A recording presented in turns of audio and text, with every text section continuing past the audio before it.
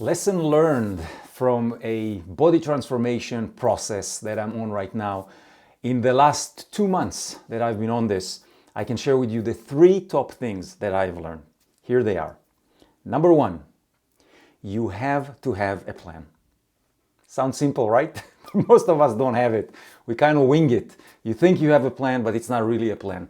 A plan has to be so detailed and so customized and personalized to you. You know, for me, I found my nutrition requirements. I'm 85% plant-based. I use Ayurveda as the primary health orientation of how I take care of my body and my heart health due to the heart attack. I've been doing this for the last 2 years. The types of food, preparation, planning, grocery shopping, all of those things, in order for them to work, you have to have a very detailed plan. In the past, if I was trying to do something and the plan just wasn't clear enough that you can't follow it, then it's open to interpretation. And what happens is that you kind of start to play with ideas, and when you don't see the results you want, you start to tweak it and change it, and things just don't go the right way. So my plan for the body transformation piece was created with my coach in the UK, and took us some time to adjust it and work it and everything else. Second thing that I've learned, in order to go through phase 1, which is the first 3 to 6 months, it's really about changing the ratio between fat and muscle. Basically losing fat, right? Now, weight is a very precarious metric to try and keep up with, because your body changes in weight throughout the day, and sometimes you just carry a lot of water weight, depending if you ate, too much salty foods or fried foods or whatever the case may be. But what I've learned was that a caloric cap per day with the right proportions of carbs, fats, and proteins has to be adhered to. And I've learned, for me, the calculation is 2,000 calories per day. And I eat 5 times a day, right? So the calories are really adjusted per meal per day. And as soon as I start to play with it too much, things just stop. So the second lesson is know your caloric intake. And there are different calculations of how to do this based on metabolic rate and other parameters, where we can establish what it is that you need to start with. And then we want to be in a caloric deficit, which is really the big secret of weight loss. There are so many diet plans out there, and they all sell the same thing packaged in a different way. The reality is that you need to consume less calories than you burn in order to lose fat. That is it. For me, in 2 months, the best parameter was my waist circumference measurements, and I've lost so far 9 centimeters, right? Which is about almost 3.5 inches. Which is really what created the visual change that motivates me to continue. Because if I was to only look at my weight based on the scale, it would be very frustrating, because it would go up and down, and some days it's just a dance with my own demons in my head about, is it working or not? So those were the primary things that I've learned so far. Meal preparation I do on Sunday and Wednesday, and I cook in bulk in order to have enough food in the fridge. And when I go to meetings and I'm out, I take my food with me. There is really no playing around with it. Yes, I go to restaurants sometimes and things of that nature, but I need to prepare for that ahead of time. The end result is keeping up with my daily step count, which is right now at 10,000. Ideally, we're going to go to 15,000, but right now 10 is pretty good. 2,000 calories for now, which is a low caloric intake, but I'm in the fat release phase right now. 5 times a week, I work at the gym with a very planned program. But what I found as well, it's not just the exercises at the gym, it is the intensity of the exercises. And I have so much more to learn about intensity, because I always have a fear of injury. For example, last couple of days ago, I just did the wrong move with a shoulder injury exercise and pulled a muscle in my shoulder. So now I need to take a few days off and adjust my program. So all of those things have to be taken into account. But here is the biggest lesson that I've learned so far for myself. When you are on a transformational goal journey, the first and foremost thing is have a long-term view of that, right? So for me, it's 1,000 days.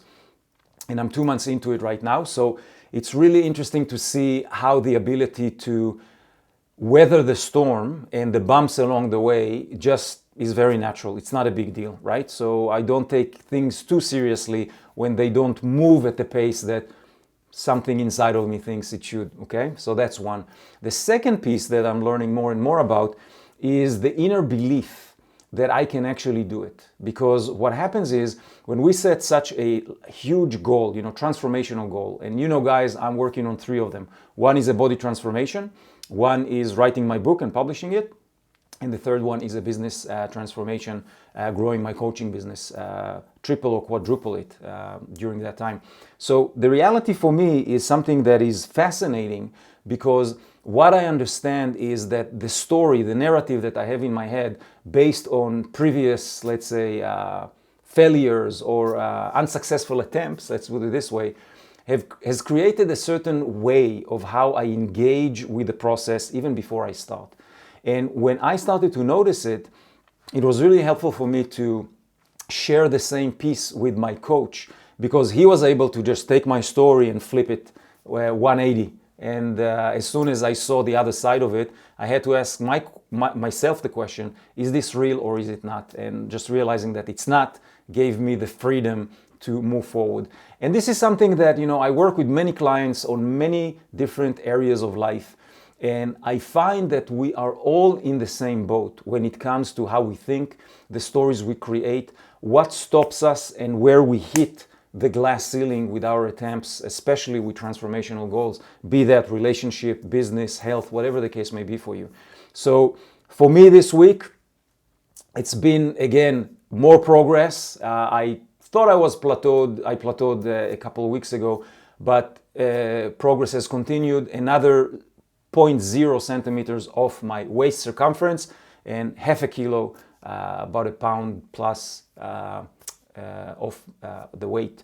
So getting stronger in the gym, feeling better, energized more. And the biggest piece, to be honest, is just to be very comfortable with doing this routine on a regular basis, because the food is pretty much the same. I try and play a little bit with it, but not too much, because I'm comfortable with the plan right now. I don't need to think about food too much. I know how to cook it. Everything is measured. It's easy to do the groceries. So I'm kind of getting into the routine on that level. The exercises are the same in the gym. I'm learning more and more as I practice, because every workout is about 8 to 9 exercises with varying degrees of intensity. So getting into the rhythm of that. And really, I love the structure. I shared this with you guys before. The structure for me is freedom, because it really allows me to know what I'm about to do.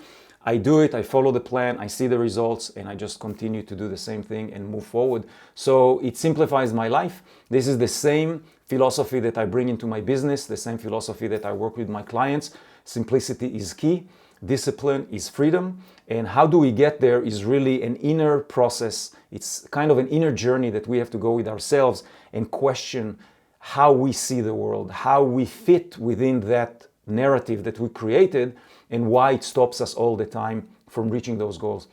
Because I can tell you, there's a little switch in that level of world perception and where you fit within it, that when you tweak it the right way, and usually, you need someone from the outside to help you, because it's a blind spot for you. You've been in that place, thinking the same thoughts, seeing the same results, trying to do the same thing with no success.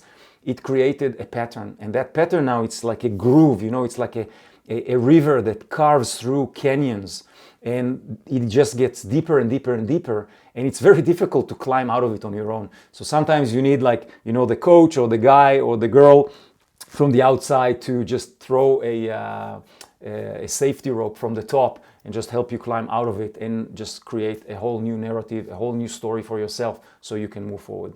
All right, my guys, this was the update for today and for the week, actually, and I'll see you next week. Bye.